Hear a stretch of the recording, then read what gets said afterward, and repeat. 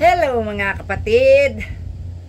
Atin pong bigyan ng sagot si Cayetano hinggil sa paghahanap niya ng malasakit sa mga mamamayang Pilipino. Cayetano o Senador Cayetano or Mr. Cayetano, o para sa ikasisiya ng mga pinangakuan mo pero hindi mo natupad sa 10,000 is Mr. Caldero. Yun ang bansag nila sa'yo, no?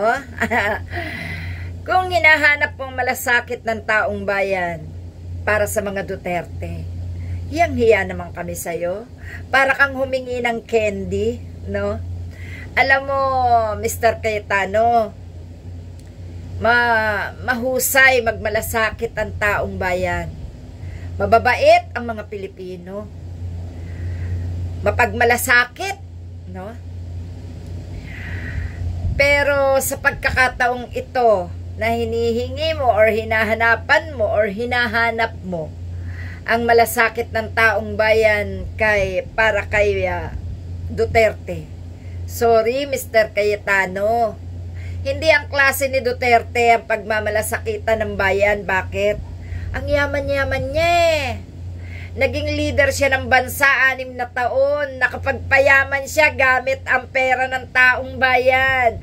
Nakapag hari-harian siya gamit ang buhay ng mamamayang Pilipino. Gamit ang kanyang pagiging berdugo, pagiging komunista, pagiging terorista, pagiging hari ng mga sindikato, di ba? Bakit ko natawag na sindikato, terorista at hari? Kasi, di ba, naglagay pa siya ng anti-terror law, pero ang tunay na terror ay siya, di ba? Paano ko nasabi na siya ay sindikato? Di ba dumami ang lahat ng kawalang hiyaan sa bansa nang siya na ang maupo? Lahat ng illegal na business, illegal na sugal, drugs, no?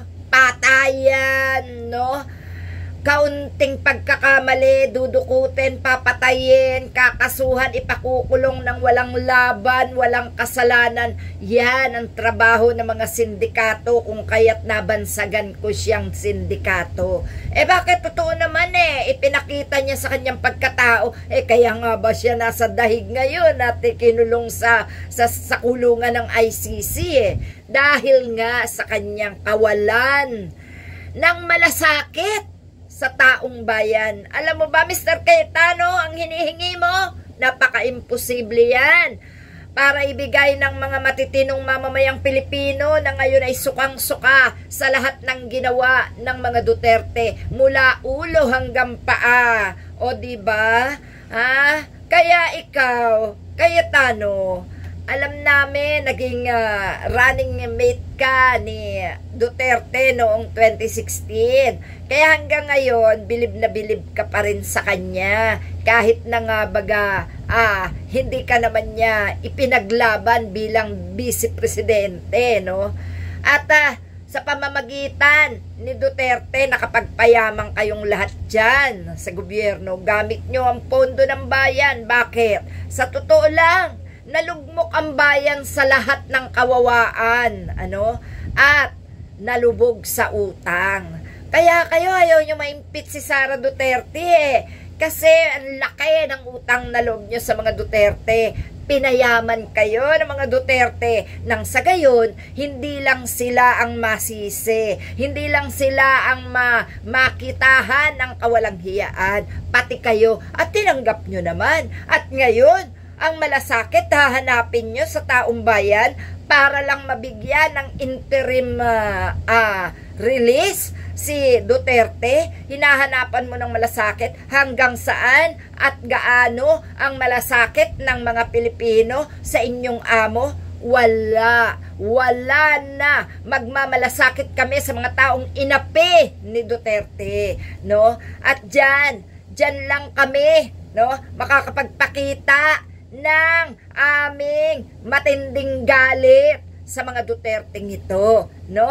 Mula nang maupo si Duterte, lahat kayo naging suwail, naging mayabang, naging mga kawatan at naging mga sinungaling. Ang gagaling nyo nga mga ako hindi nyo naman natupad, tapos ngayon ihingi kayo na malasakit sa taong bayan. Nakakahiya kayo, no? Nakakahiya talaga kayo. At dun po sa mga nagtatanong kung ano masasabi ko sa pagsapi ni Senador Bam at Senador Kiko sa majority, alam nyo, hindi makikita ng isang taga-oposisyon ang gawain ng mga nasa majority, kung ito ba ay tama o mali, kung ito ba ay legal o illegal, kung sila ba'y pasaway o hindi, kung hindi sila sasapi, no? Dapat lang naman talaga lahat lahat pinakikisamahan ng taga-oposisyon nang sa gayon malinaw, malinis kung may tama o mali sa gawain ng mga kasama. Ganun lang po yun mga kapatid. At ikaw Cayetano, huwag ka maghanap ng malasakit sa taong bayan, dahil kahit kailan hindi nyo pinagmalasakitan ang bayan, ang mamamayan. Sinamantala nyo ang pagiging kahabag-habag ng mamamayang Pilipino. Sa halip na iangat nyo, lalo nyong kinawawa, lalo nyong ibinagsak ang buhay ng mamamayang Pilipino. Sino magmamalasakit sa inyo? Kahit ikaw hindi ka dapat pagmalasakitan. Kaya huwag ka na maghanap, huwag ka na maghanap, no? Kaya tigil na, Cayetano. Tigil na ang pagmamakaawa ninyo para kay Duterte. Tigil na ang mga balita na butot balat na. Tama na. Kung mga habilin, wala kaming pakialam. Walang-wala. At hindi kami magbibigay ng malasakit sa mga katulad ni Duterte. Okay? Salamat mga kapatid.